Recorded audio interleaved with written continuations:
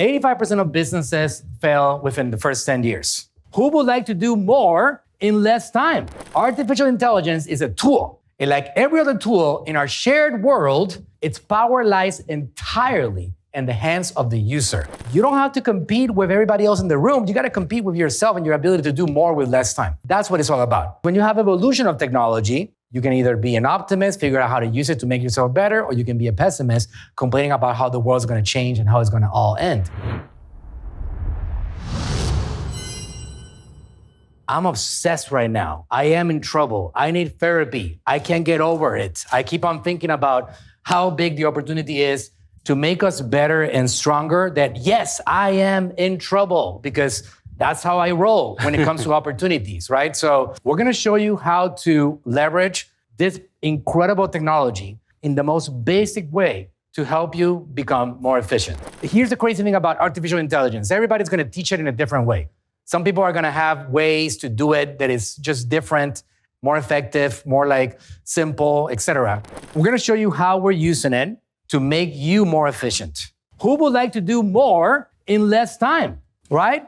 Who understands that the most valuable commodity that we have is called time? How much faster can we accomplish our goals if we had more time in our hands, right? This is what it's all about, guys. It's not about like the world being taken over by robots.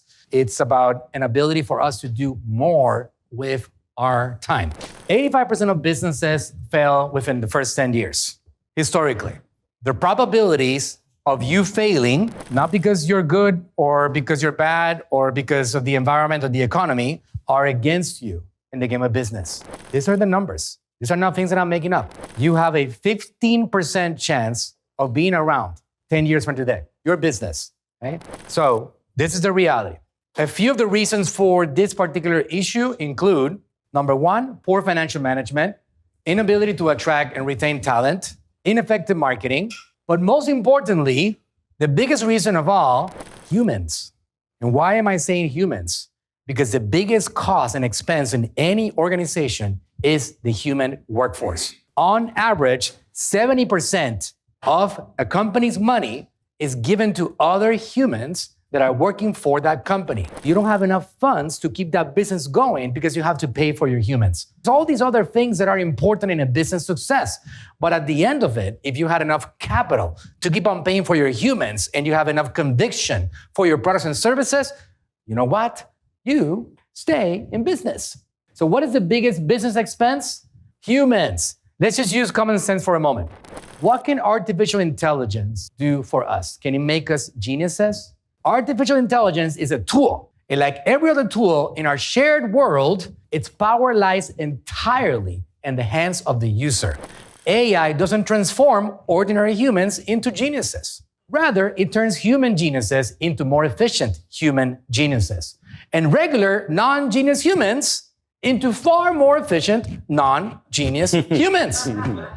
You don't have to compete with everybody else in the room. You got to compete with yourself and your ability to do more with less time. That's what it's all about. At the end of the day, you have your own goals, your own targets, your market, whatever that may be, already exists, because if you didn't, you wouldn't have a demand, right? Unless you are inventing rocket ships and doing things like Elon Musk and all these people that are creating things that are revolutionary. So all you got to do is become more efficient with your time, and you can do more than your competition and then start getting yourself on a path to winning.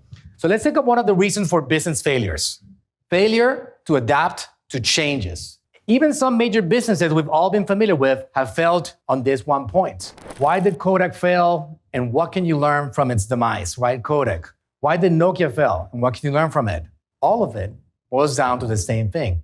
They failed to innovate. They failed to adapt. One of the biggest changes today is the broad availability of artificial intelligence. The main thing that has changed is accessibility. There's been all these companies using AI for a very long time. These phones right here, the cell phones, the Face ID, what do you think it is? It's artificial intelligence. I mean, all over the place, you're gonna find artificial intelligence. It makes decisions that the human doesn't have enough time to calculate. So it's that powerful. People that wanna excuse themselves from being a part of an opportunity, they tend to hate on it.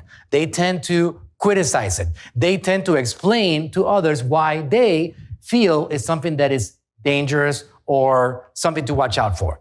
Because when you have evolution of technology, you can either be an optimist, figure out how to use it to make yourself better, or you can be a pessimist, complaining about how the world's going to change and how it's going to all end. The AI is actually entirely dependent on the input by the humans, 100% dependent on it.